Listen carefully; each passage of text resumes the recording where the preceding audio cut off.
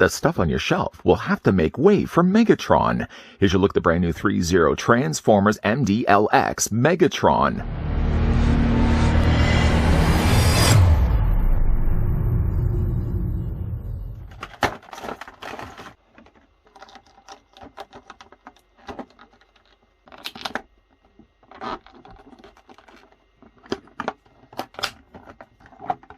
Following the launch of MDLX Bumblebee and Optimus Prime, Threezero is proud to announce the third character from their MDLX series, Megatron, the supreme leader of the Decepticons. Transformers MDLX Megatron is approximately 7 inches tall with approximately 45 points of articulation and die-cast metal frame. Accessories include 1 fusion cannon, 1 back cannon, and 4 sets of interchangeable hands. Just before we start blasting those heroic Autobots, I'd like to first thank the folks over at Threezero that did provide this sample of the MDLX Megatron that we could have a look at this review. I'm also going to bring in Optimus Prime that we've also had a look at from that same series in a moment, but I did also want to measure off the figure just in case you guys are curious as to how tall the figure stands.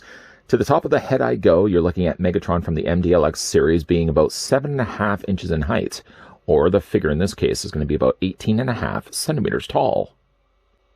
And speaking of Autobots, let's slide over the leader of the Decepticons and pair him up with the leader of the Autobots. Here's what he looks like with Optimus Prime. As it should be the case, I feel, Megatron is a slightly bigger figure. He still retains, though, all the same level of detail and articulation as the Prime we looked at before. To come included with the leader of the Decepticons, Megatron, of course, has his large fusion cannon that in a moment will mount on the top of his forearm. He also has the remnants behind of when he transforms in the alt mode of the pistol, as he does have the back-mounted cannon piece that goes on the back of the figure's torso. Of course, the MDLX series are not Transformers, though, that transform, but the figure more than makes up for it with the detailing and the level of articulation that the figure does possess. The figure also does have 2 pairs of interchangeable hands of varying grips. Also, one thing the figure comes included with as well is not necessarily an instruction booklet, but more a sheet. It's printed on both sides, so one side will basically break down the components of what comes included with Megatron, shows you exactly where the parts attach onto, the limitations or not so much limitations of the articulation for the figure, and then of course the more important thing on the back, it shows you how the fusion cannon can break up and swap around with other component pieces, all of which we will talk about more in a moment. First, though, I suppose, while on the topic of the hands, the figure comes included with, like, mauling hands, good for strangling Autobots. Something about Autobots, they just have a hard time dying. These are really good-looking hands. I probably will be leaning more to the idea of displaying the figure with these, rather than the closed fist that he currently has right now. The figure also has, for instructing Starscream, a pointing finger. And, of course, the figure also comes included with a gripping hand. Funny, though, enough, the figure, while he does come included with a fusion cannon, he comes included with a back cannon piece, he doesn't actually have any other accessory that he can wield. No chain mace, no energy sword, no tiny little pistol for hoping that Prime will fall. I guess I probably could use another accessory to be displaying with the figure. Or, again, if you just wanted to have him looking like he's power-hungry, you could attach this into his forearm instead. Changing out the hands for Megatron is actually quite easy. Simply just a case of popping the hand off the existing peg. Find the hand, of course, you did want to use. Let's grab maybe, say, one of these hands, for example. And we're just going to plug it back onto the peg. Plugging it isn't so much the easiest thing. I find, in fact, it helps to actually just twist it back and forth as you're putting it back onto the peg. Sometimes while you are pushing this on, the peg is prone to kind of shift around on you. You sort of wiggle it as you're pushing it in. I know I'm giving you a tutorial on how to attach fits, but there's that option of just kind of twisting it in place. I find it so much easier myself. And let's also maybe grab ourselves another mauling hand. Just wiggle this then again onto the post. Again, you can kind of maybe see for yourself how the post wants to shift around a little bit on you. But just again, like twist it back and forth till eventually it gets in place. So that's Megatron with, of course, the alternate hands. Let's just get his feet to be twisted a little bit better. The figure also comes included, like I said, the remnants behind of when he turns into a pistol.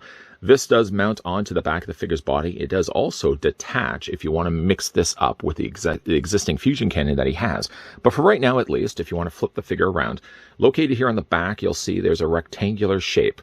Just simply take this part, which is actually the longer of the 2 posts, and that just fits onto the back of Megatron, completing, I feel, the look to Megatron that I prefer with a little cannon piece that sticks out the back. get a load of this, though. Megatron comes included with a very large, very impressive, very imposing looking fusion cannon. Some nice paintwork's been added here as well, so it's not simply just a black cannon. There's some silver, there's some grays, there's some reds. Oh my, all added to the fusion cannon. Of course, this is the exit point, so you may not want to get too close to that. On the back, or on the bottom, you'll see that there's like a little, I don't know if you can actually see it, there's these little lips of plastic. If you look to the side of the figure, actually on his forearm, he doesn't have it on this side, although he sort of has what would have been the places where the slots would have formed. Simply just take the fusion cannon, and you line it up to those slots, and you just plug it in place. I had to do this a couple of times, not knowing exactly where it was supposed to go, but eventually, again, you just line it up to those slots provided. I don't think like the fusion cannon, maybe I have to push a little harder on it. One thing about the fusion cannon, though, is it does allow him to hinge his arm up. So again, if he does want to be firing against the Autobots, he can pull it off, although this shoulder section here does get a little in the way of things. Like I said already, though, and one of the things that the figure is known for having is this skirting here always seems to pop off the ball joints. Either way, though, you can take the fusion cannon, just attach it for right now. Let's also go ahead and remove the back cannon piece, because we're going to make use of that also. And while Megatron looks like he's putting his arm up to raise his hand, if you look at the fusion cannon, in fact, it actually has a couple of ways of being displayed. You can have the default like we see right now, or what you can also do too is take this part of the cannon piece, detach and remove it from the clip. And I guess for all intents and purposes, if you wanted to, so you didn't want to lose it, you could then take the clip piece and put it back on the figure's body. So again, it's not going to, there it goes again, like the little skirting piece. Just again, like clip that in place so you're never going to be losing anything that comes included with the figure. And you know what, let's go ahead and put Megatron's arm back down. It looks a little out of place.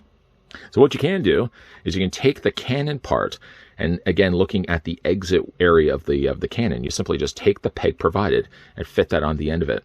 It'd probably be a little bit better, I think, to put the scope, there you go, on the top. And as you can see now, you've got yourself a much longer, more devastating looking weapon. What you can also do too is take the front half of it and detach that also as well.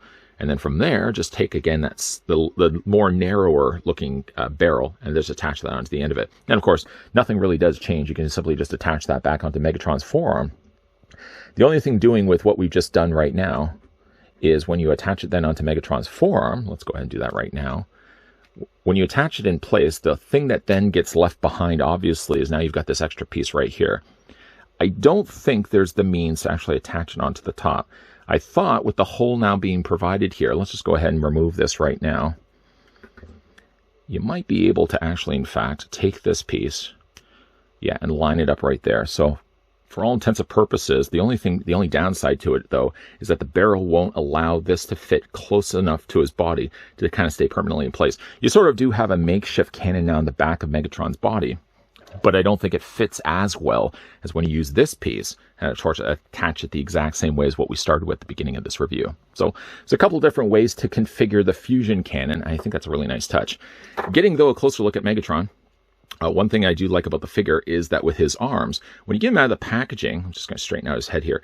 When you get him out of the packaging, his arms, in fact, are quite close to his body like this. What you can do, though, is you can just take the arms and sort of wiggle them out. It does leave behind, of course, a gap space where, of course, now you can see some black plastic there, but at least it gives him a little bit more reach. I think it makes him a little bit bulkier also as well. So when it comes to displaying the figure, I'm more inclined, I feel, to kind of bring this out just a little bit so there's a little bit space allotted as opposed to now having the arms so close to the figure's body. Head sculpt wise, I really like the look of Megatron here. If I could say one thing, though, I feel his face looks a little too low on the front of the head. It is a nice head sculpt, though, to be fair. I like the silver that they've used, and the crimson red that they've actually added in there is gorgeous, outlining that nicely also in black. It's, again, a good updated look to Megatron while still sticking to kind of those Generation 1 roots that he has. A lot of the pistol elements, when of course he turns into the gun, can still be found present here on the front of the figure, kind of like the original Generation 1 figure and cartoon. He does have, again, like the little mechanical pieces on the front of his body, sort of that makeshift belt that he has. Some additional crimsons, some reds, and some yellows all get afforded there, not to mention a very nice looking Decepticon logo on the front of his chest. Has some nice additional crimson red added there to his elbow area. So again, all the colors you expect to see on Megatron to have, even like what would have been the original parts to his handles, are still there, even found present on his legs. I do also like the touches of adding the crimson also on the inside of his legs. And you may also see too some really nice touches of adding a scratch silver in there. So it looks like there's been some wear and tear to his body. The only thing I would, though, say about Megatron is while he is very poseable, the only thing I've noticed with the figure, as you've already noticed a couple of times, is the skirtings are very prone to falling off. They're fairly easy to put back in place. You can see, like, there's just a peg right there, and then, of course, just line the hole that's provided and just snap it back into place. But every single time I've found I've moved the legs around, not as much on this one, but this skirt I find is very prone to popping off. Again, very easy to put back in place.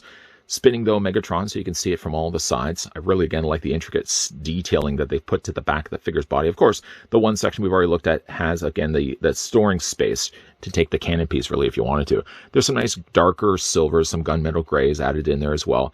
I really think they've done a really great job at painting this piece.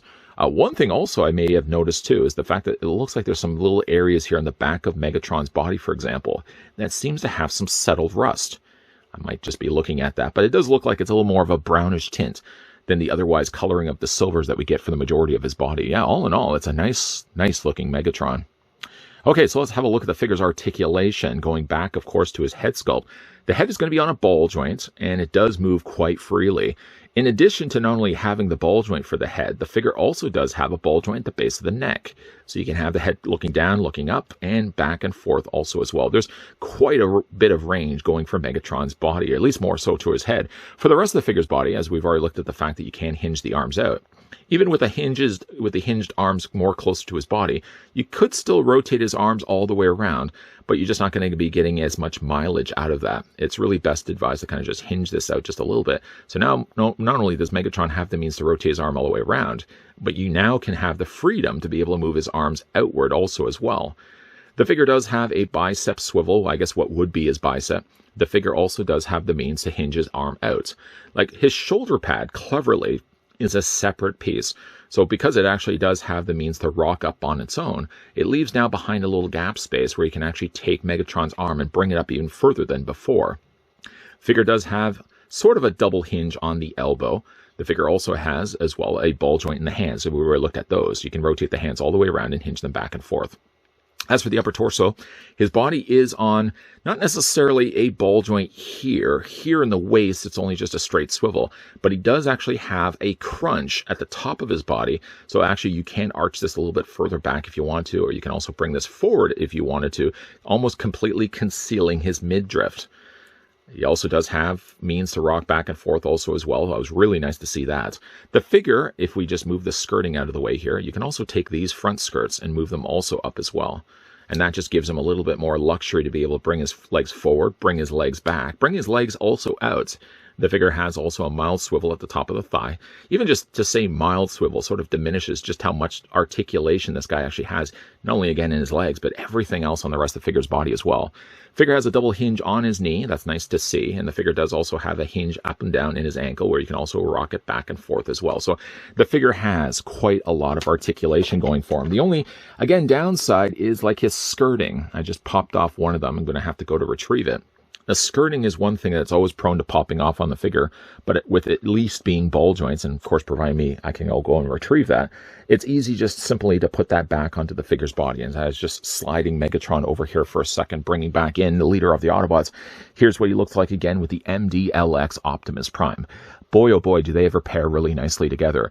It's nice, first of all, that we did get ourselves, while not being transforming Transformers, we actually get figures that are super detailed, well painted, and got tons of articulation going for them. And even though they don't really have a lot in the way of accessories, Megatron, I think, has actually less than Optimus Prime. He has at least the fusion cannon and a couple of different means of actually displaying it also as well. I don't know if I like as much having the more smaller barrel on the front of it. I'd be more, I think, inclined to actually just detach, even though we had gone back, put this one back in place because I think that's more of a traditional looking fusion cannon for Megatron. And boy, this guy's going to look great on the shelf along with the Optimus Prime we looked at before. I feel if handled well, a Transformer does not need to transform. If the execution of the character, like Megatron here, for example, if it captures what Megatron looks like in shape and form, and he does have the articulation where you can put him in various different poses, I think that's honestly just enough to be displaying with the figure. Sure, it's fine and good to be able to take Megatron and turn him into a gun or later into a tank, because we can't really have Transformers turning into guns much anymore. But if you don't really have a plan to display the figure on the shelf and then periodically take him off, put him into that alt mode and put him back into the robot mode, you know, he looks just great as a figure on a shelf. He's got lots of articulation going for him, and I've already now spent a good half hour just playing around and moving the joints on this character the same way I did for Optimus Prime and the same way I did, even though I didn't bring him in for the comparisons, for Bumblebee as well. The figures have so much posability working in their favor that, again, even though you don't have a transforming Transformer, I don't think you're going to be missing it at all. You're going to be appreciating instead the care, the work, and the detail that Threezero's team has put into another MDLX Transformer. What do you guys think, though, of Megatron? Let me know down below in the comments section. Have you had the chance also, by the way, to be picking up any of these MDLX series Transformer figures? And if you have, what do you think of the line so far? Big thank you once again to the folks over at Threezero that did take the time and provide the sample of the brand new MDLX Megatron that we had the chance to have a look at in this review. Megatron, I think as of right now, is slated as a pre-order. I think many of the various sites don't have them yet in stock, but I would certainly recommend, if you get the chance and you're looking to add any of these to your collection space, whether you're a Transformer fan or not, check out your various online sites where you can normally find figures like this and see when the stock is available for them, because you might want to scoop them up right away. If you guys enjoyed this video, want to hit it with a like. If you guys are loving the content you guys are seeing, and you certainly do want to stick around for more, FYI though, if you don't mind me saying, we will also be looking at some more Threezero stuff. So if that's the kind of thing you'd like to regularly come back to this channel, I know we don't look at it as much, but when we do, man, there's some really cool pieces that we're going to be checking out, and we are going to be looking at some more future Threezero stuff. So make sure you hit that, the subscribe button down below, that you're also, turning on the bell notification, and also, yes, that you're coming back regularly to this channel. Thanks for watching, as always, guys. I'll see you guys next time.